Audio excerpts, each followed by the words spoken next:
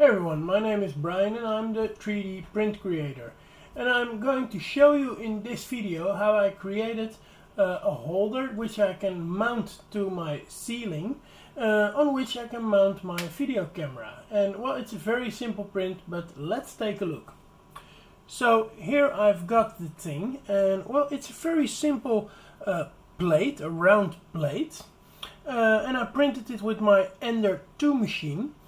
And I made 4 holes in it, in which I can have normal screws.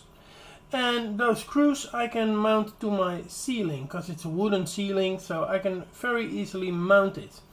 And then inside there is this bolt, which is a 1/4 inch bolt.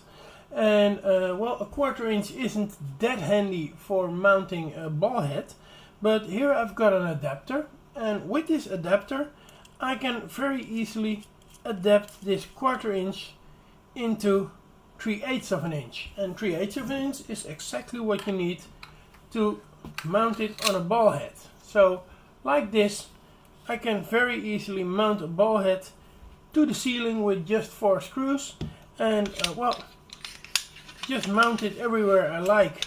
So I can have a camera pointing downwards directly above my workplace. A bit like you see now.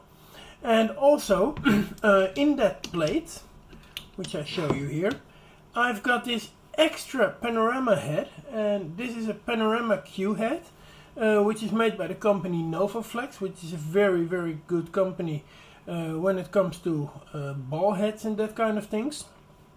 And here, this is a rotational head, so it's very easy that after I leveled it with this ball head, I can then rotate it everywhere I like, which is great, of course. So, well, this is it. And what do you guys think of it? And yeah, you can of course download this file on Thingiverse. I'll have a link in the description down below. Thanks for watching, and I'll see you guys next time. Bye bye.